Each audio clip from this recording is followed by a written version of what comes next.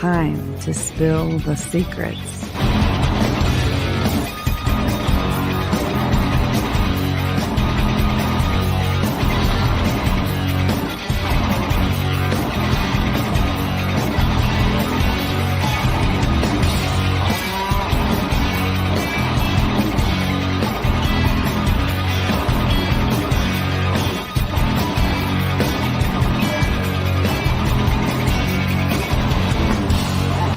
This is Universal Secrets with Tiffany Mack and Kevin Hale.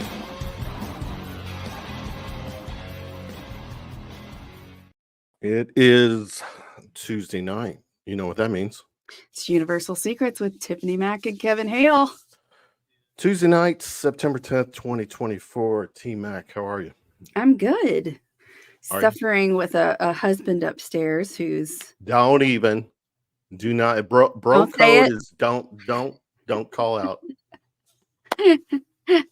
Okay, my hubby is sick, so... Well, we wish him well. Yes. Simply irresistible. If I end up having to run away, it's because he needs Tylenol. Okay. Or maybe a suppository. Cheese and rice. Just kidding. We are live streaming on our Facebook, YouTube, Instagram. September 10th, the day before, the day, which will, what we're talking, what, 23 years? Yep. Not 11. You know, on a, you know, we always, obviously, you know, pay respects to that. But one thing I have to bring up, Tiffany, is today is the 31st birthday of something. 31st birthday of... How could I have forgotten? You know, I'll say The this X-Files. as a hetero male. He's It's a good-looking couple. He's I hot. know. Well, Scully's Yeah. hot. So. Happy 31, Mulder and Scully. The X-Files. You know, I still watch that. It's to me, it's arguably my favorite show. Yeah. It's as a paranormal enthusiast. Everything about the paranormal, that was a game changer. Yeah. Absolutely. And you still watch the shows, the episodes, and kind of fit it into today's narrative. Yeah, it's still relevant. It is. 30 years later, it's still relevant. You're right. You know, I tried to sit down.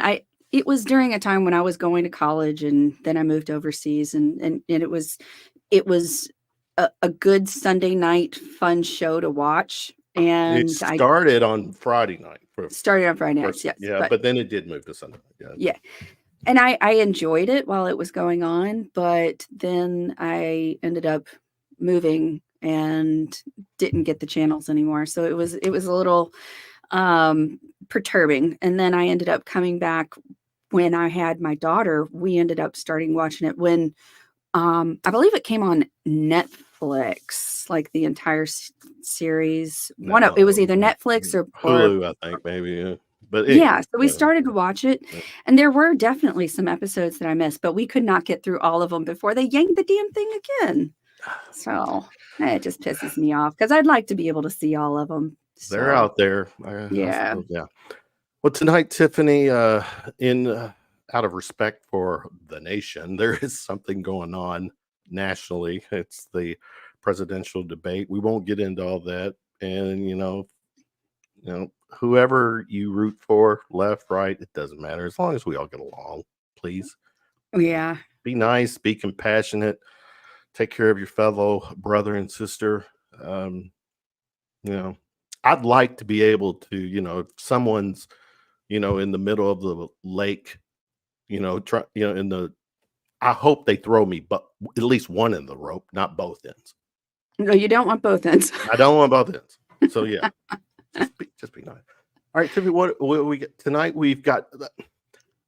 Before I'll let you do a quick bio, we'll let the guests come on and kind of, you know, color it a little more. But our guest tonight, you know, is, you know, kind of a part of our show. She has done quite a bit for us as far as getting guests lined up for us. She might be like a part of the secrets family. Behind the scene, yeah. Behind the scenes. Yeah, Well, you know what? absolutely. Tonight She's she's gonna be front and center. front and center. Speaking Yeah. of Michelle Free, what's up? Michelle Freed, how are you this evening? You guys, I feel like a family. Yes, So it's absolutely. So I wanted to add something. You talked about the X-Files. There's a new show called Evil. Have you heard of this? I have heard, and it is. Oh, go ahead. Yeah. It's like X-Files, but it's not. It's like there's a priest and a psychologist, and they go on these assignments to see if these people need an exorcism or they have a psychological break. And there's a whole backstory to it. And then I think there's 4 seasons and then it's over. And in the last season, I was kind of watching and all of a sudden they had remote viewing in the 4th season. Oh. So you definitely connected at the end. Yeah, but it was still good before that.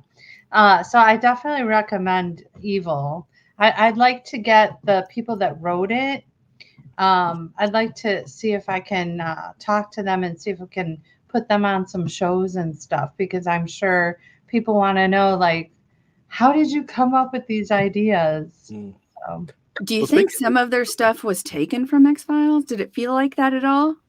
No, it's very different. It's more. But you're talking about the companionship and the working relationship between those two main characters. Yeah, like where you have one believer and one not believer, and it's a man and a woman, and there's kind of maybe not like a attraction thing.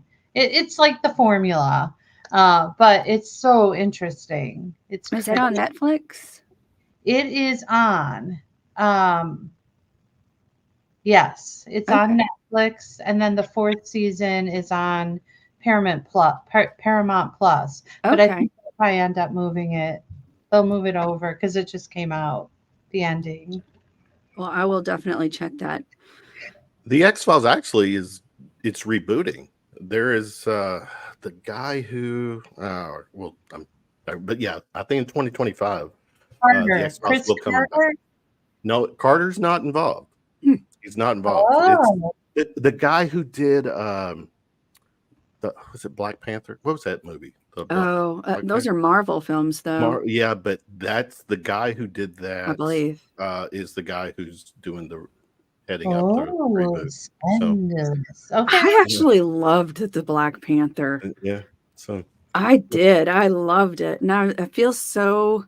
Like, it's so heartbreaking to know that the main character passed away and he was still filming movies and people didn't really know what was wrong. And he just kept going about his business. And then, bam, he's just gone.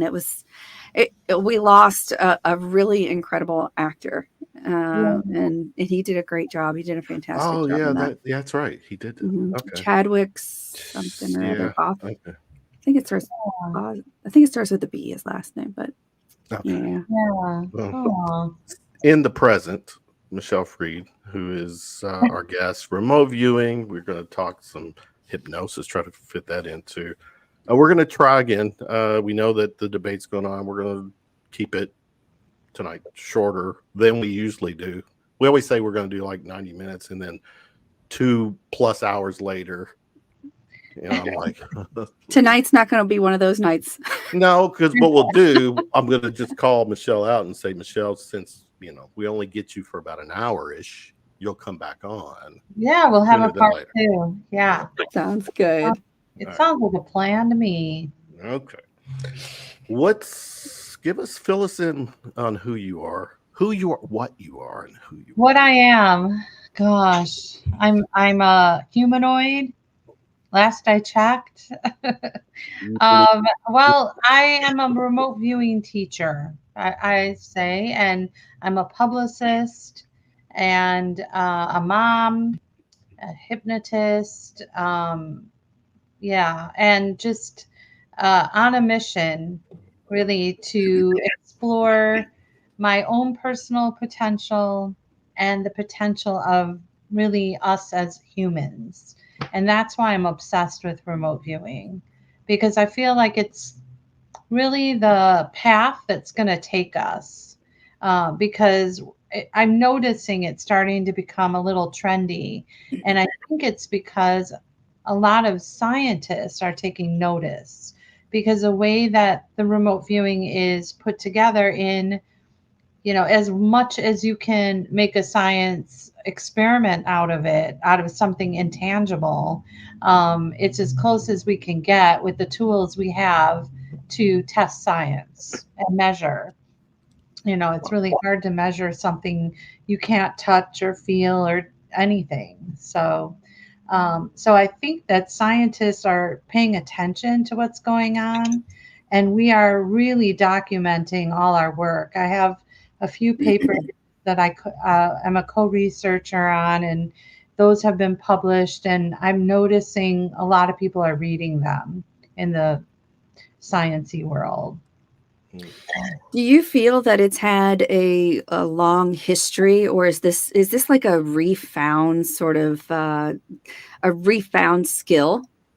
Yeah, I think that remote viewing, you hear stories in history. For example, in World War One, maybe, I think. I don't know it's specific, but like a boyfriend and a girlfriend, they're writing letters together. And when you read those letters, they're remote viewing where each other is. Mhm.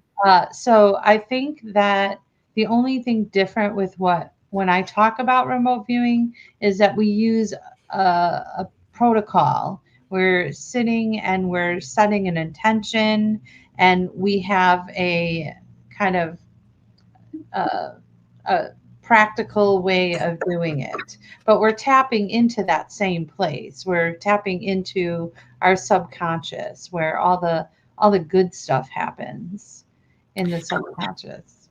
Do you feel that it is? Can you give us a let's break down what is remote viewing? So Let's get a remote definition. viewing it's projecting your subconscious to a target where you can uh, glean information. Okay. And what was the first purpose for it, though? Do you think it was accidental? No.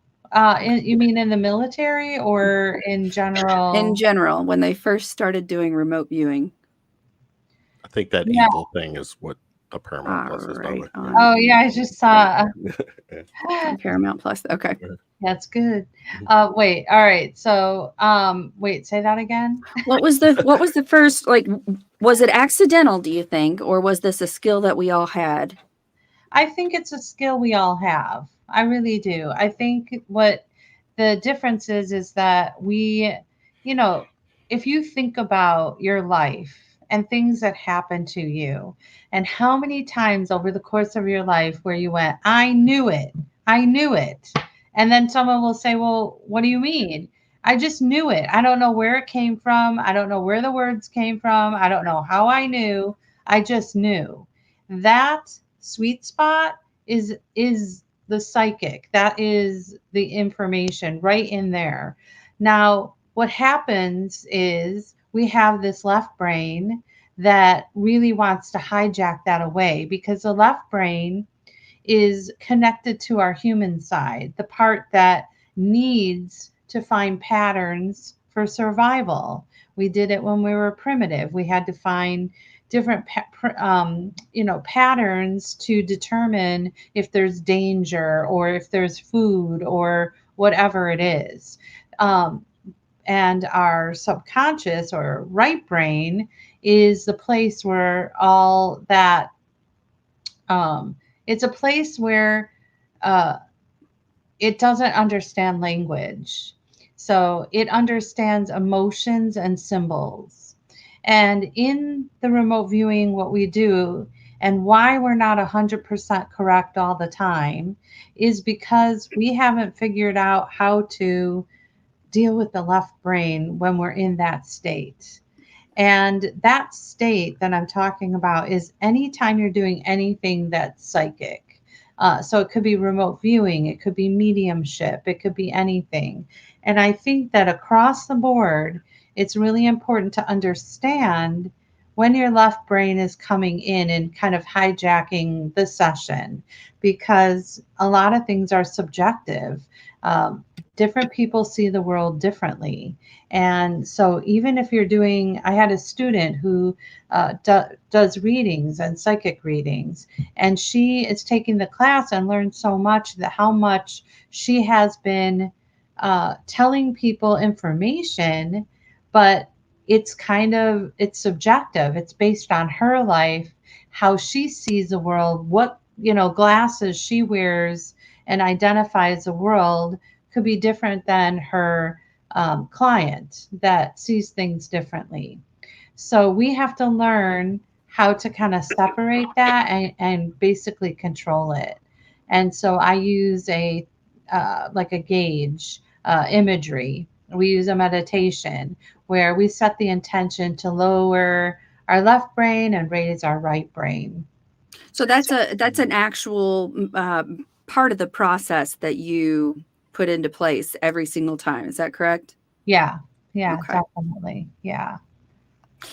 Kevin, we had a guest on recently who was discussing her psychic nature and what she had to read for us. Do you remember?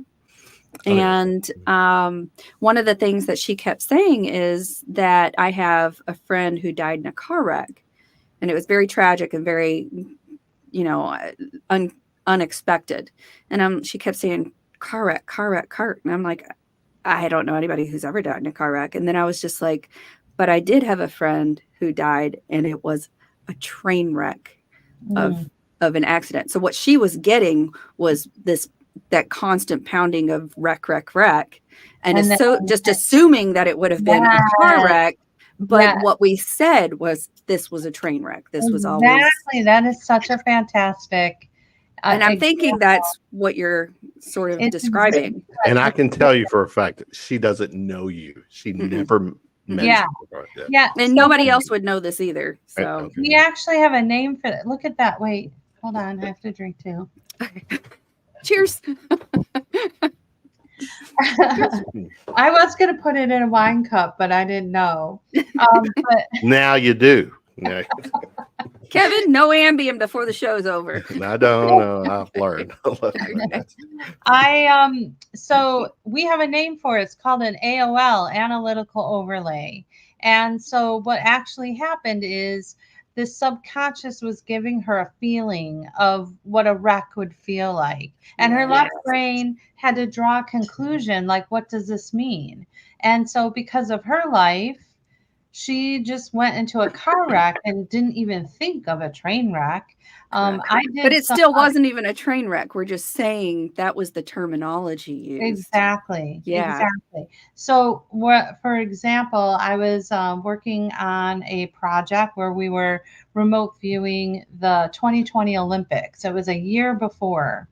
And so, to make a long story short, I was perceiving like an office and a computer, and I basically was feeling like it was a computer virus.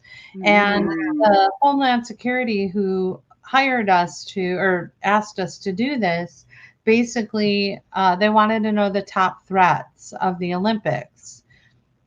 So in 2022, I was in the kitchen doing my dishes, thinking about that session, because a year before you don't get your feedback because they didn't happen yet. But then I'm like, oh, I wonder whatever happened with that session we did.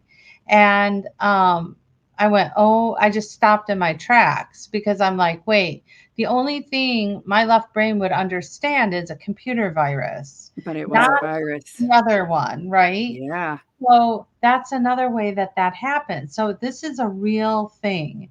And even though we're correct, we're not, we have this subjective that comes in and kind of draws a conclusion and makes an assumption. And I think that everybody across the board, no matter what kind of psychic work you're doing, this is something that you have to be aware of and need to kind of refrain from. and basically there's some way to figure that out, that Now, balance. I bring this up, and I say this with all due respect.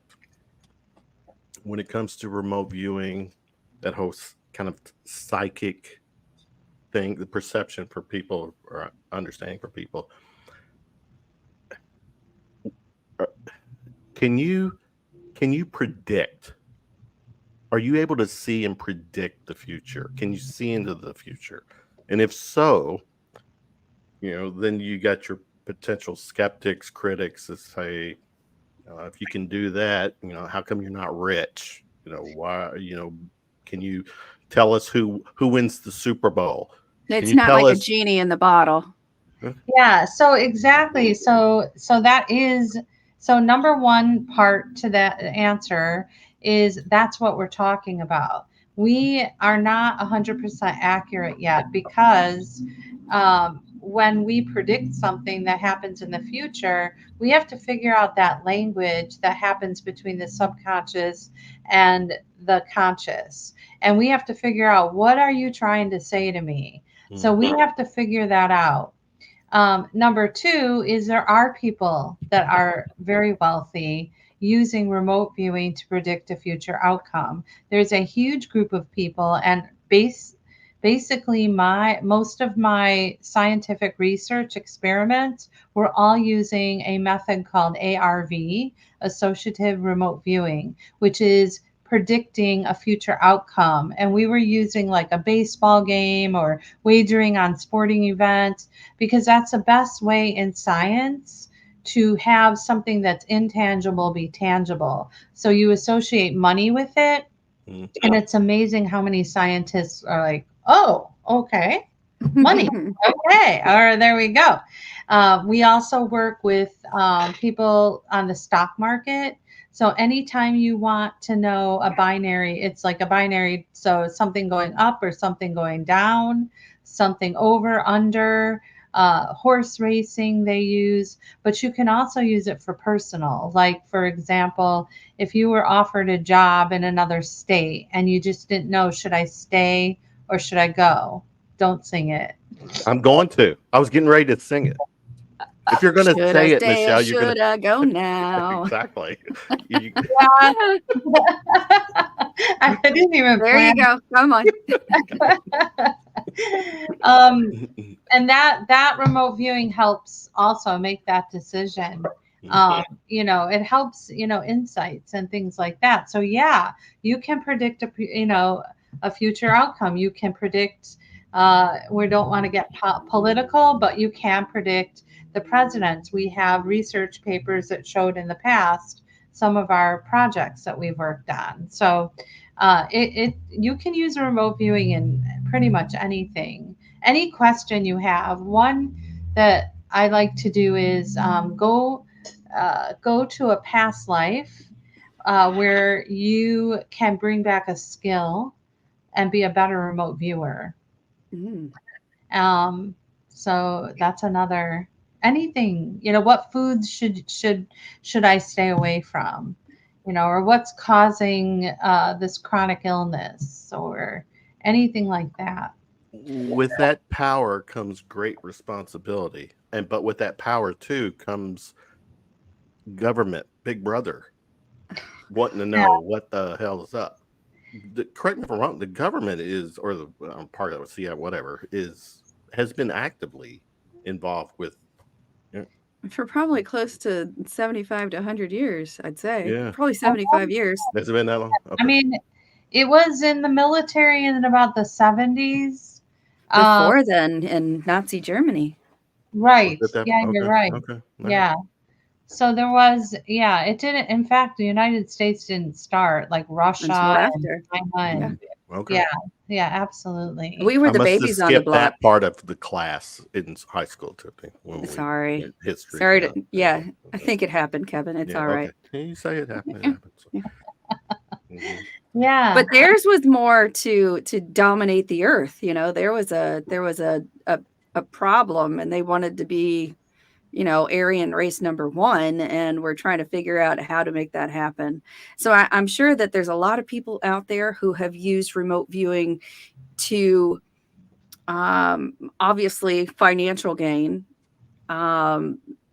become bigger, better, badder on people on the block.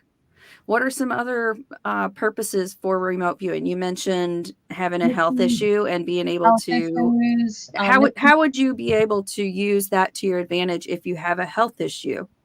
well, because we can figure out the origin of a chronic illness of some sort. So it's called MedApps. And so it's another course that I teach. So I teach regular remote viewing, which is a 6-week course. And then I have a MedApps course and then the ARV course. When you say Med Apps course, what does that Medical stand for? applications. Medical applications. Okay. Yeah. For the people watching and eventually listening on audio, the descriptions, check out the descriptions. Michelle's links are there, butterflyeffectcenter.com and LITM media.com. Leave it to Michelle. Leave it to Michelle. I talk about some ego. Leave it to Michelle. Well, or if I feel like too ego, I'll say live in the moment. That'll work too. There you go. All right. What do you got there? So we have a question from Amy. How is remote viewing different than scrying or reading, pick an oracle, or is it? I think the kind of remote viewing that I'm talking about, I think the difference is that we sit down and with paper and we follow a strict protocol. We start in different phases and we run through a session. So we do it like that. And there's kind of data behind us. We sketch things out. And even if people that are readers and all that stuff, they take my class, which can enhance what they do. Some people find, there was a lady named, what was her first name? Rainier. I can't remember her first name, but her last name was Rainier. And she was back in probably the 70s also. She was a very popular psychic. And she came to me and asked me if I could teach her remote viewing.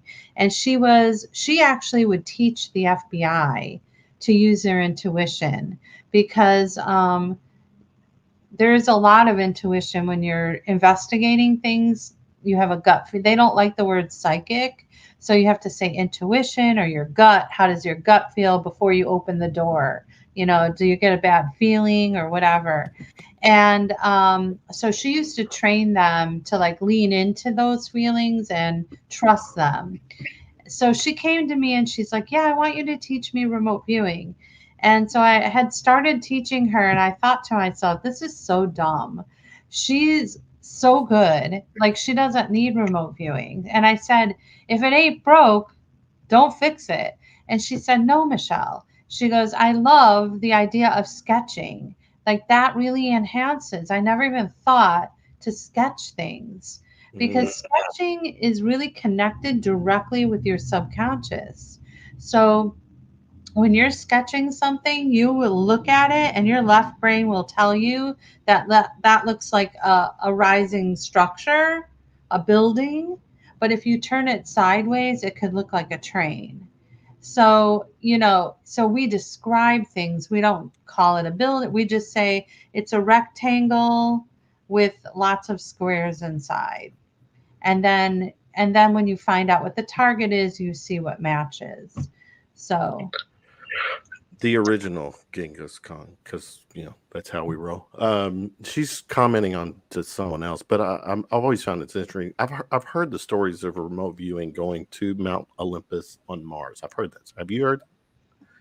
What say you, Michelle? That's really it. I just gave this target to my class. It was Cydonia. Actually, the face that they say there's a face on Mars. Mm-hmm. So the question was, They didn't know the tasking. It's a secret question.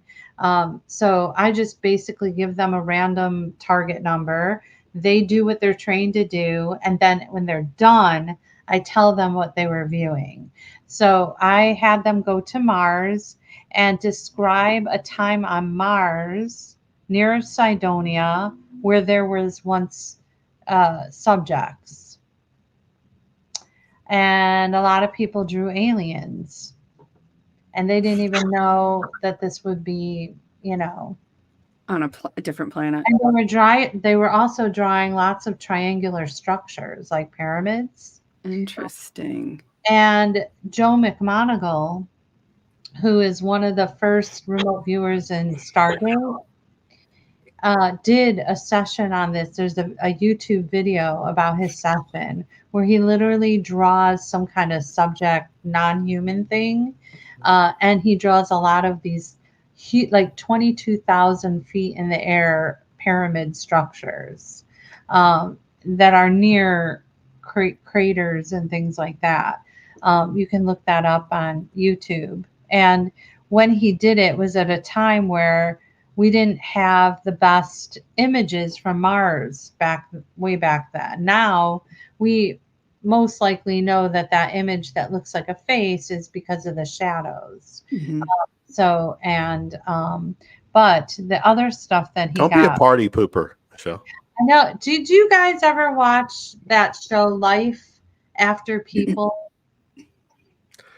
Yeah, it was like on Discovery or something like that. Yeah. The premise of the show is to show us what, the entropy of what happens when there's no people. Right. And like the breakdown and the surrounding of all of the environment coming through and taking over. Yeah. But there's like when you get to 1,000 years, 100,000 years, 1,000,000 years, there is no evidence that we existed based on the science, right? So I think about that all the time. When you think Mars is 2 billion years old, 2 billion years old, there could have been life on Mars. I thought Mars was older than Earth. 4 billion?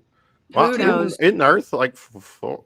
How many? Once you get past 1 billion, I know it's 4 billion, but yeah, I think we're 220, 221, whatever it takes.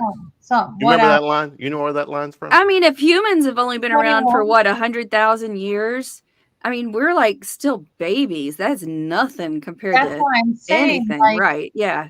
Based on that show, 10 billion. Earth is 10 billion years old. Whatever the age is, after 1, you're right. It's just sort of pointless. Those numbers don't even make sense at a point. I know at this point we can't even. But the thing is that everything would literally break down to nothing, and there wouldn't. Or with all the sand there, it could be very deep, like what they're doing in the desert in the Middle East when they keep digging things up in Egypt and wherever. There could be things very deep. There's nothing checking all that. It's a lot I'm totally digressing here, but didn't they discover basically or whoever that the stuff that's in Egypt in the desert, that there's like at one time it was all under, there was an ocean there, there's water there.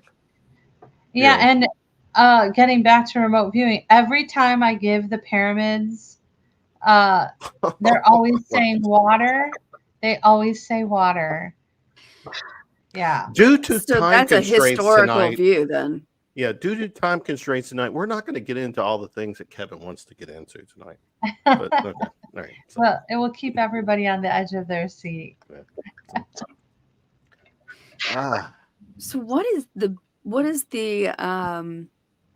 most significant remote viewing session that you've ever had? One that stuck with you, one that has made you either thankful to be here doing this now or fearful of what is going to happen. Let's hear both ways.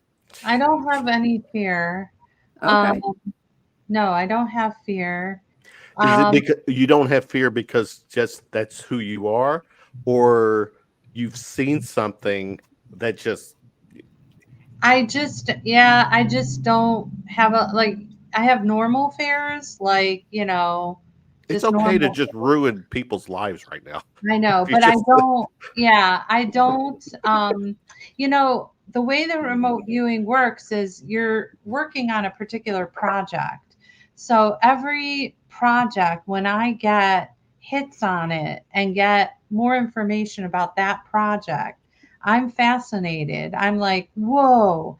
And I will never not be so mind blown with psychic stuff, with, how this all works. Like, it's incredible the fact that we can predict the future and then we're literally throwing the information back to the past, right? And we're causing quantum entanglement to happen. Like, Mm. it's not a particular section, it's like doing it. It's like I'm a part of doing this. And that's what is so cool, that I'm doing it. But I don't know how I don't know how it works. It just does. How's that for an We're not going to have all the answers. That's okay. Yeah, Yeah. there's just no way. But speaking of no answers, one, I have not given this target out. So if anybody does decide to take my class, they won't know when I'm going to do it, but I'm for sure. I want to remote view like dark matter and dark energy. I would holy love to hell, see what that would people be. get. Why hasn't maybe people have done it, but I haven't. Can you remote? Could you remote view the black hole? A black hole, or not A black hole, yeah. a black. Yeah. You can, anything you have a question about, you can remote view. Yeah, for sure. Anything. Yeah, it's crazy. So I guess we need to have that on our to-do list for next time. Yeah. Yeah. What's the scariest thing that you've ever remote viewed? Scary. I don't think Intimidating. How's that? intimidating. Or maybe rephrase it. What? Okay. Take you out of it, because you mentioned, you said no fear. The common folk. The common folk. What have you seen that would just rock? I think that I tend to only get targets unless it's a crime. Those are the only one. Like, for example, I'm very particular about the crimes that I pick. Like, I am so curious about JonBenet Ramsey. I really, but I don't. They haven't solved that, right? They haven't solved it, and I can't ask people to remote view it, and I can't remote. I have a. Is it just too dark?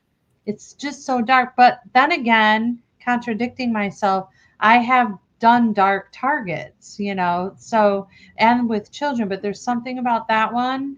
I don't know. It's got to be a family member, though, right? I know. Like, my stomach right now thinking about it is kind of jumpy. Like, I feel like that. Like, I don't. Yeah. That's because that was a huge part of our past. I mean, that case was just so massive. It was just mind blowing. It was, yeah. But we worked on the Murdaugh case. The Murdaugh case on the East Coast of Georgia, South Carolina, or the guy who was the attorney. And like, there was something weird with his whole entire family. Like, he had two sons. He killed his wife and son. And then he has another son that something else. He killed his wife and son, and then he did something to another one? No, then his other son, there's maybe evidence possibly that he killed someone else, because they found somebody on the road dead, and it's a small town, and there was a lot of evidence pointing to him.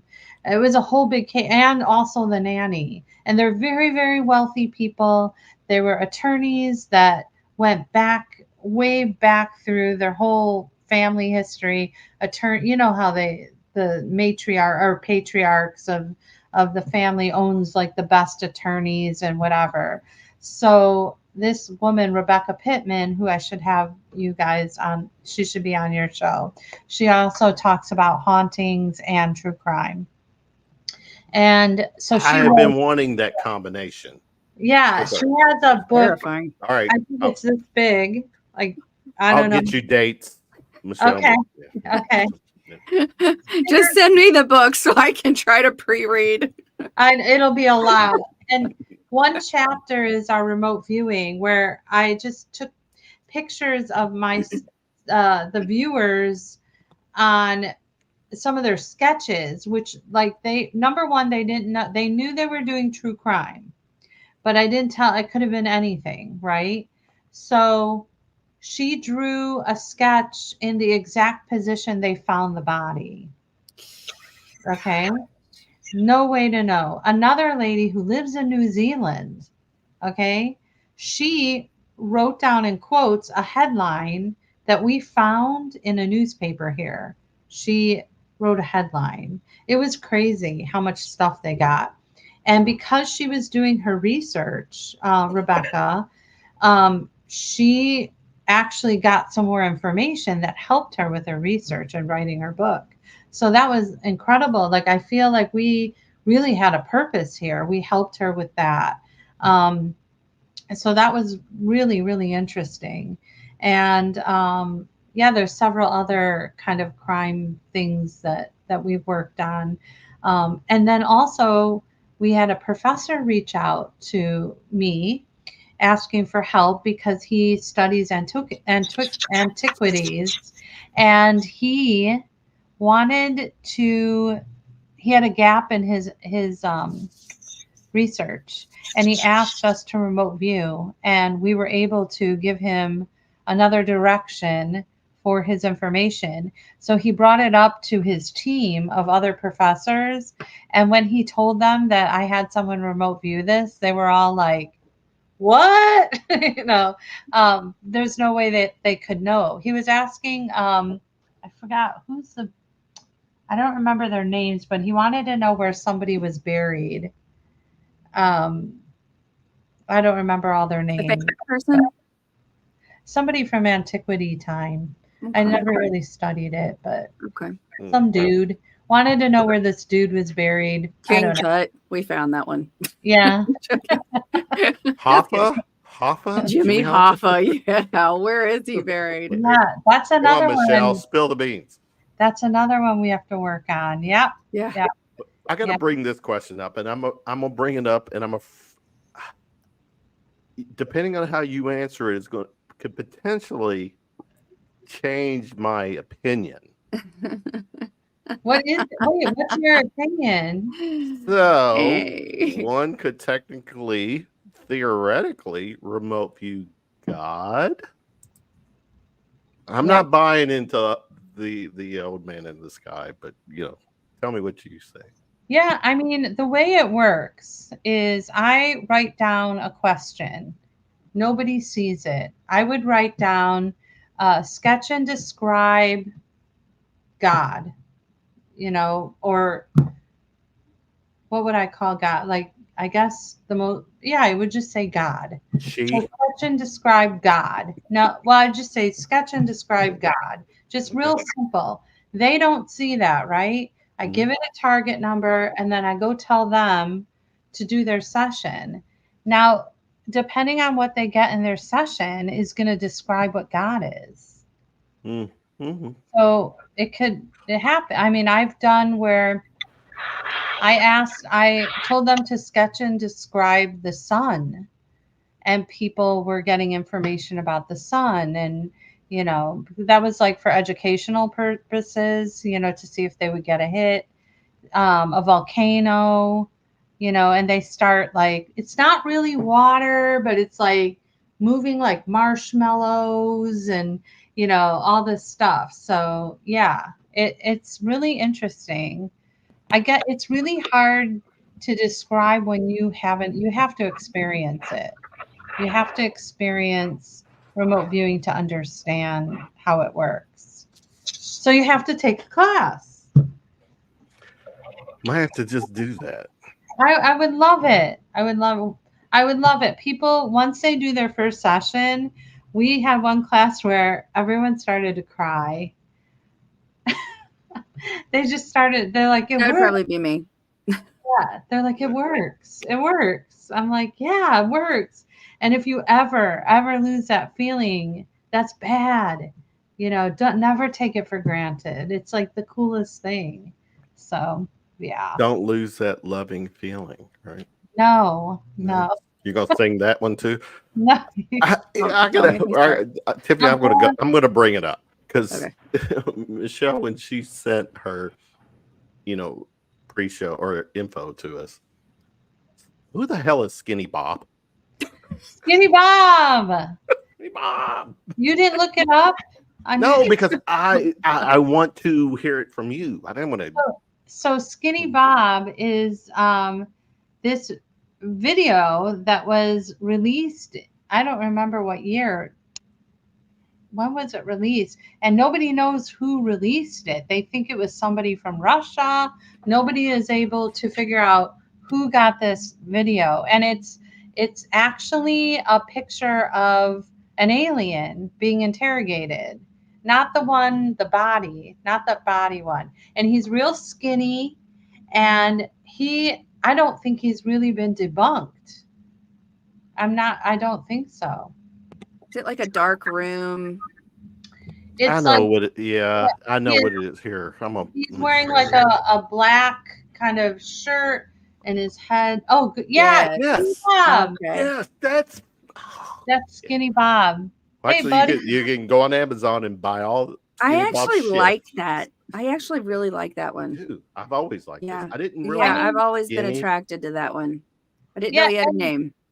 We got really Short for Robert, I'm assuming. Yeah. Okay. Well, as long as his name wasn't Richard, because that wouldn't be nice. Michelle with the stand-up comedy routine tonight. I like it. I do too. She's right up our sick and twisted dark alley. Dark alley. Yeah. Yeah. They could have called it Skinny Richard. That's what I'm gonna call Kevin from now on. How do you know? I don't. I'm just going with the flow Who here. talked to you? Elizabeth too. Oh, Damn it, Corey. that is hilarious. So the funny thing that we have on your bio is that you've been doing stuff when it comes to Bigfoot, Sasquatch. Oh, Tell us a little bit about your Sasquatch adventures. Britt just perked up. His Yeah, fever went He's down. probably perked up upstairs now that he's feeling better and he heard Oh, Bigfoot. Bigfoot. Yeah. So I was just in a practice session and I had somebody monitoring me. And I didn't know, but it was the Patterson Gimlin footage. Is it real or a hoax?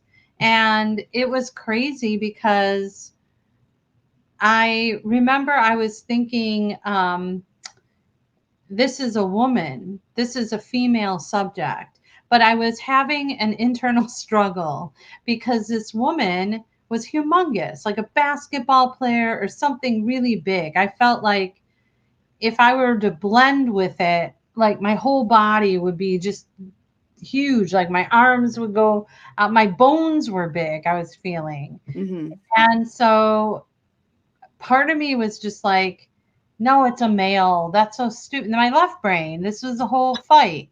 My left brain's, it's a male. That's what makes sense. And I'm like, no, it's a female. If it feels like a female. No, it's a male, female. Like, yeah. And so, and then I got a little bit more information and things like that. So, yeah, it was really, I remember touching my arm and it felt like I had a lot of hair. Like she needed a good shave on the arms, so yeah, so I really felt that was not a hoax because I don't think I would have had that clarity from it at all. So, and you got, this is real quick, tell us about A Flash of Beauty. So Flash of Beauty, this movie, this is a sequel to A Flash of Beauty, Bigfoot Revealed, and this is the second one that I'm one of the producers. And we got some footage that the guys from Skinwalker Ranch sat back in their chair like, what? We actually got footage of something cloaking that looked like a Bigfoot that was cloaking, and he was floored by it. So and it also talks about the idea that Bigfoot can be an interdimensional being, meaning that it's not always the thought. We should expand our thought on the idea that it's not only flesh and blood, but it could also be interdimensional. And it could explain why it seems to pop in and pop out, or we don't see a lot of evidence of it. Once you open that door to the knowledge of things that could possibly happen, then everything could possibly make sense. It's really, really interesting. And then I'm going to be in another documentary that's coming out also about Bigfoot, but also Skinwalker Ranch, where I was at a conference and I didn't know there was a filmmaker there, but somebody told him that I was a remote viewer, and he came and asked me if I would remote view something. And so I took an hour, I went back to my hotel room, I remote viewed, and then he took me where I didn't know where we were going. I was thinking it could either be Skinwalker Ranch, because I was in Vernal, or it could be Blind Frog Ranch, or it could be like the dinosaurs or something else. So I was kind of playing with that in my head and really had to set aside any kind of preconceived ideas, just kind of get over it. And then I just did my session and kind of talked myself off the cliff, because I was really, performance anxiety, and it's like filming it. And I was talking up remote viewing. So if I bombed, I would just be so embarrassed. So anyway, we met in the lobby. We drove for, I think, about 20 minutes, and I started getting goosebumps. And we got there, and the director's like, "Do you know where we are?" And I'm like, "No, where are we?" And he's like, "We're on the plateau overlooking Skinwalker Ranch." And the sketch that I drew in my session looked as if I had an easel and I painted what it looked like as I'm looking at it. It was exact. And then I had these two things in the sketch, energy sources that were like rising up from the ground and up like this. And I said, "Okay, that's well and good. I got the sketch, but what are these things here?" And they're like, "Michelle, look over here." I look over on the ground, and they had 2 Tesla coils set up on the ground.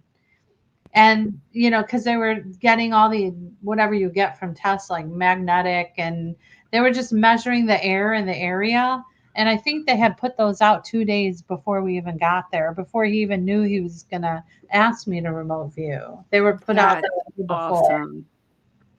Yeah. And so he got it all on video. And when you get those confirmations, are you just like, I practiced? Keep practicing. Yeah, absolutely. And that was a big one, because I just felt like they're going to put it on camera. Like if you're just doing your session at home, you're like, okay, I messed up, but whatever. But It was like, ooh, I just really talked up remote viewing. Like if I bomb this, it's going to be embarrassing. So what is one of the, I know we're getting towards the end, but what is your go-to procedure right beforehand? Do you meditate? Do you close your eyes and hum? What do you do?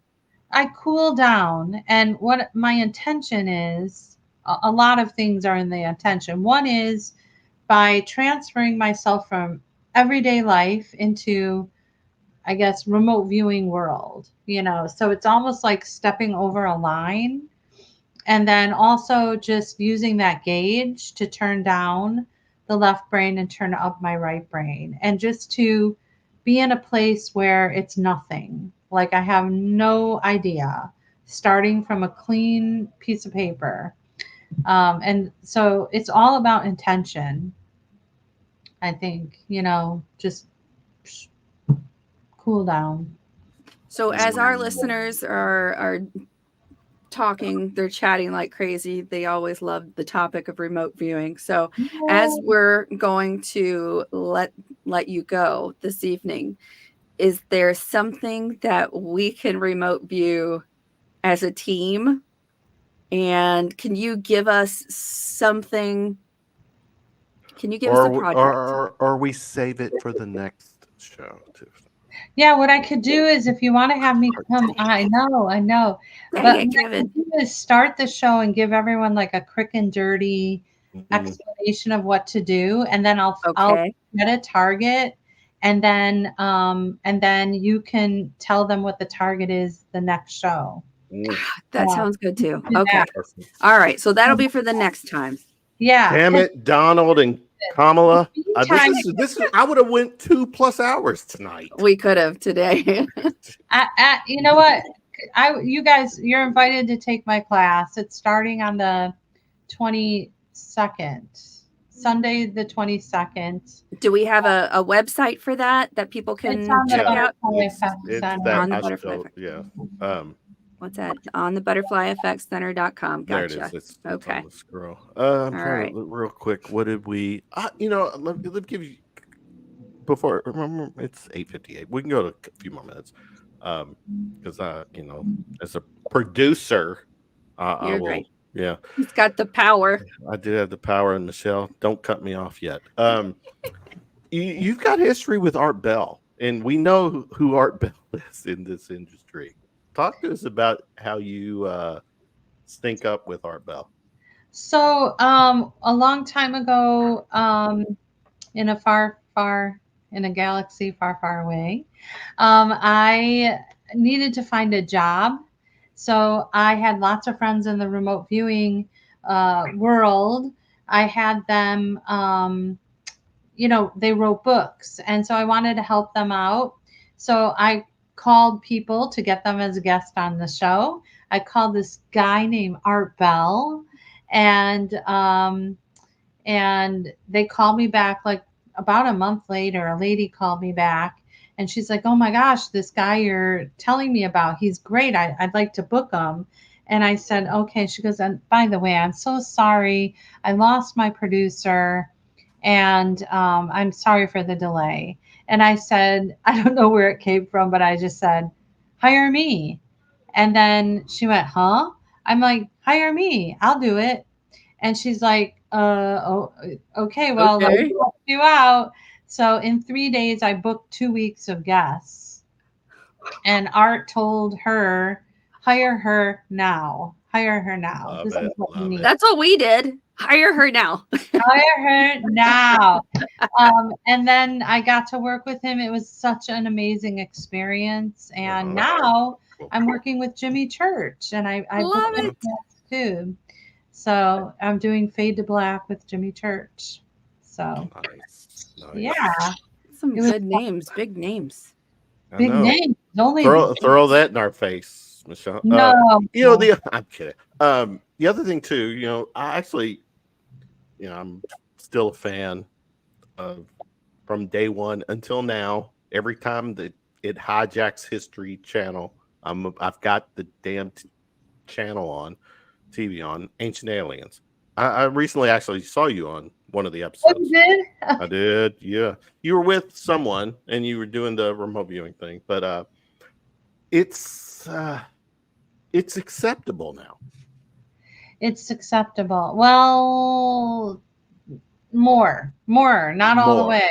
Okay, More. well, more. That's fair. Yeah, we More. still have, a lot of my students ask me these amazing questions. Like, if I'm getting information that a disaster is going to happen, or a dream, or a this or a that, who do I tell? And, we did work on a project that it was an issue because everybody got the same information about a huge disaster that is predicted to happen.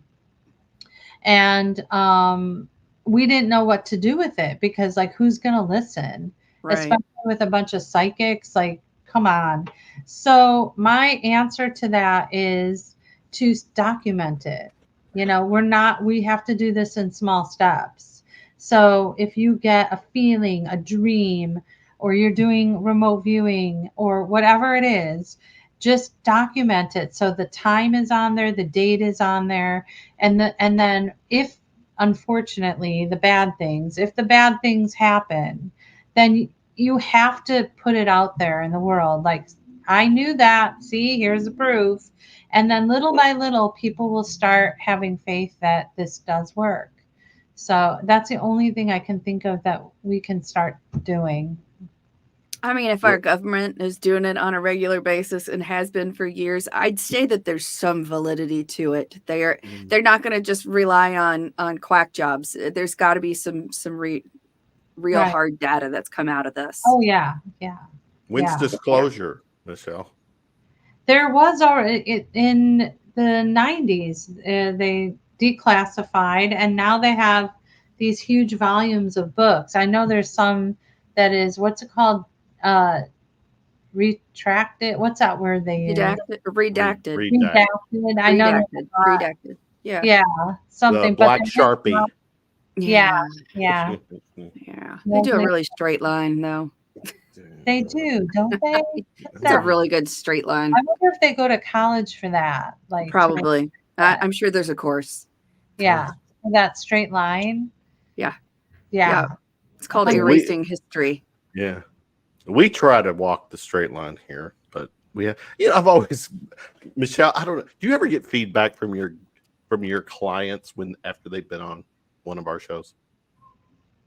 They're probably saying, "Don't ever book me on that shit show again." Because I'll say our show, and Michelle, you've just for an hour's worth of time tonight. We do things a little different on this show. I mean, we're very loose. I think it's informative, but we have fun in it. But it's not for everybody. Yeah, and we've had some people. I don't know if per se your people. We've had some people on that just didn't. Everybody and mine so far, they've liked everything. I think, my guarantee to my clients is that nobody's going to embarrass you. Nobody's going to, argue with you or make you look bad or anything like that. And that's really what I vet out. Is I just want good people, and I think I've only had 2 complaints in 4 years. And that was it. So, I mean, keep up the good work. And, I love James Scoopsky. Say his last name. Scoopsky. He was on. He was the last one last guest that Michelle had on. Mm-hmm. Great. That was the River Gorge. Yeah. He's great. We have did I send you the new list? I have like some new people. Send it, please. Okay. Yeah. Okay. I'll send a new one, and we'll get, more people on. And I just love watching your numbers grow. I hope people out there support you, and, keep telling everyone to subscribe so that helps too. And, good people have to stay doing this. I know that you guys don't make a ton of money doing it, but I think it helps. I do. None, I make a shit ton of money doing it. I mean, it's just like that. That's what's happening here. Yeah, I know. I know. But the thing is like, it's important work because we're getting the word out to people and building a community. And that's really what we need. When I worked with Art Bell, there weren't a lot of shows like this. And so many people would call and tell me about they believed they were abducted or whatever it was. And I said, well, come on the show. And they're like, no way. I'm never. And these people, they were thinking they're crazy, and some of them are, but some aren't. And you need that support system. You need that. The thing with me is that, I came out of the closet, knowing that there are some people who will listen and not judge. Most of them will judge. But I did come out and being able to share my experiences. I'm hoping to God that message comes across to other people who've gone through it or who are currently going through these crazy nighttime adventures, and know that we're still here. I'm here. I'm Mhm. present. You know, they didn't take me away. I'm not gone for good. You know, Yeah. I'm not mutilated. There's, you know, get through each experience and know that you're not alone is the big thing. So Yeah. I think that with the guests that we have, a lot of them have that information. They're just like, I made it through. You can make it through. We could all make it through. You know, share your story. You don't have to be in the damn closet hiding yourself from the Exactly. world and just suffering alone in silence. That's Right. not helpful for anybody. No. So No. getting to that is probably the most therapeutic thing that you can do when it comes to Absolutely. experiencing things that are abnormal. Hmm. So Yeah. Michelle, a we lot get, of your guests have been able to share that yeah, and they've been awesome. we've taken Awesome. Yeah. that ride with them. Yeah. Yeah. And anybody else out there that wants, call me up, and we'll help you elevate your marketing and all, put you in the light. There's room for everybody. There really is. So Michelle, you're a badass. Appreciate your time. We appreciate Stay you. on after the show for a second too, Yep. please. Okay. Oh, sure. you're gonna. Okay. Oh, we're gonna. For a second. How are we gonna do this? Okay. All right. Yeah. For a second. Okay. Well, Michelle, Thank tell us you. where everyone can find you and connect with you. ButterflyEffectsCenter.com or LITMmedia.com. Leave Okay. it to Michelle, or what was the other? How do you say the other? Leave it to Michelle. Leave it to Michelle. And Leave what it was to me, or live in the moment. live in the moment? Yeah, there you I go. like that one too. All right. For our Tuesday night, Tiffany, this is a short abbreviated show. We're paying respect to people who want to Watch the turn on the debate TV, before watch the debate. Yeah. the 23rd anniversary of a big day. Yeah. Wish everyone well. Tiffany, take us home. We'll get out of here. Thank you for joining us for Universal Secrets with Tiffany Mack and Kevin Hale on this Tuesday night. We will see you next week with another entertaining guest. See you on the flip side. Peace out.